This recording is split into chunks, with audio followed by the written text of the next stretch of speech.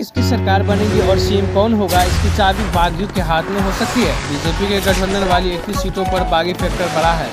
इतनी सीटों पर किस पार्टी के बागी और किसके पीछे क्या खेल है, जानिए मैच न्यूज़ 24 पर। महाराष्ट्र की 288 में से 63 सीट पर बागी लड़ रहे हैं।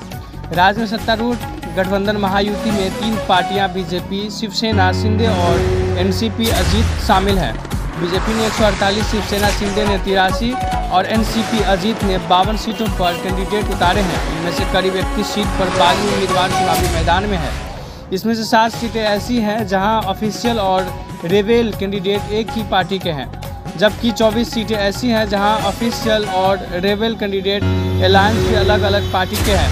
वहीं कांग्रेस, शिवसेना, उद्धव और एनसीपी शरद ने विपक्षी गठबंधन महाविकास आघाड़ी MVA बनाया है। 3 सीटों पर कांग्रेस, 96 पर शिवसेना उद्धव और 87 पर एनसीपी शरद चुनाव लड़ रही है। इनमें से 32 सीट पर MVA को बगावत का सामना करना पड़ रहा है। इनमें से 17 सीटें ऐसी हैं जहां ऑफिशियल और रेबेल कैंडिडेट एक ही पार्टी के हैं। वहीं 15 सीट ऐसी है जहां ऑफिशियल और रेबेल कैंडिडेट MVA की अलग अलग पार्टियों से जुड़े हुए हैं। 288 सीटें वाली महाराष्ट्र विधानसभा में जिसे भी 145 सीट का जादुई आंकड़ा हासिल होगा, वही सत्ता की कमान संभालेगा। ऐसे में करीब 63 सीट पर बागियों की मौजूदगी चुनावी खेल बिगाड़ सकती है। बागी कई जगह खेल बिगाड़ सकते हैं और पार्टी को इनका खतरा है। महाराष्ट्र में हमेशा से निर्दलीय उम्मीदवार के जीतने की परंपरा रही है।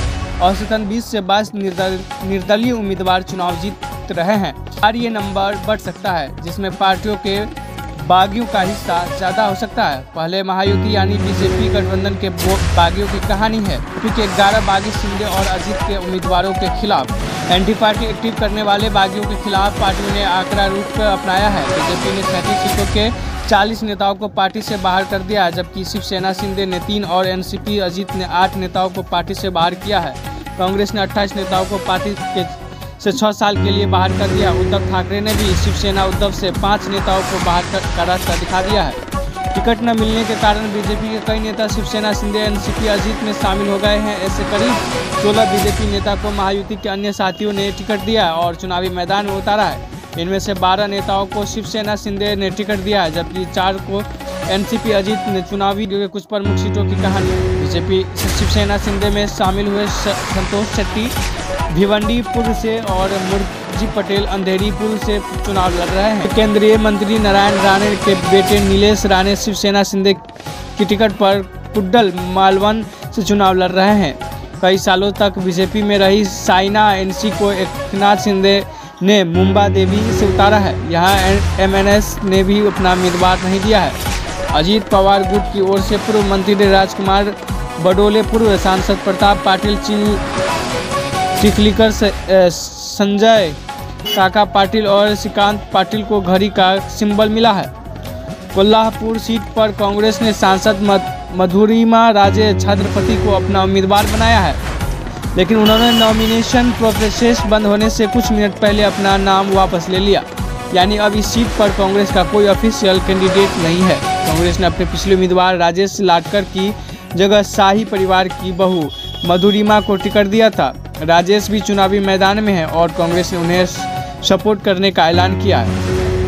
माडा सीट पर एनसीपी शरद के अभिजीत पाटिल को कैंडिडेट बनाया गया है। वहीं महायुति की ओर से एनसीपी अजीत की मीनल साठे चुनावी मैदान में है। यहाँ के मौजूदा विधायक और एनसीपी अजीत के नेता बबन राव शिंदे बेटे के लिए टिकट चाह रहे थे, लेकिन ऐसा नहीं हुआ। एक्सपर्ट्स मानते हैं कि माडा सीट पर स्ट्रेटेजिकल बगावत हो रही है। दरअसल यहाँ शरद पवार का सेंटीमेंट हावी है। 6 बार के विधायक बब्बन राव शिंदे ने बेटे को निर्दलीय लड़ाकर एंटी एनसीपी अजीत पे सेंटीमेंट को कम किया है। नागपुर जिले के काटोल पर बीजेपी ने चरण सिंह ठाकुर को उतारा है। वही एनसीपी शरद की ओर से पूर्व मंत्री अनिल देशमुख के बेटे सलील देशमुख चुनाव लड़ रहे हैं। इंटरेस्टिंग बात यह है कि एनसीपी अजीत ने इस सीट पर अनिल शंकर राव देशमुख नाम के व्यक्ति को चुनावी मैदान में उतारा है। अनिल देशमुख 5 बार कोटाला से विधायक रह चुके हैं। उनमें से 4 बार उन्होंने घड़ी के सिंबल पर चुनाव चुका है, लेकिन अब ये सिंबल एनसीपी अजीत को मिल चुका है। यानी कंट्रोल सीट पर अनिल शंकर राव देशमुख घड़ी के सिंबल पर चुनाव लड़ रहे हैं। एक्सपर्ट्स का मानना है कि कंट्रोल सीट पर ऐसी कंडीशन में सलील देशमुख को मिलने वाला वोट शेयर बढ़ सकता है। बने रहे MS News 24 के साथ। लौटते हैं अगला अपडेट लेकर के, तब तक के लिए बता लेते हैं जय हिंद जय भारत।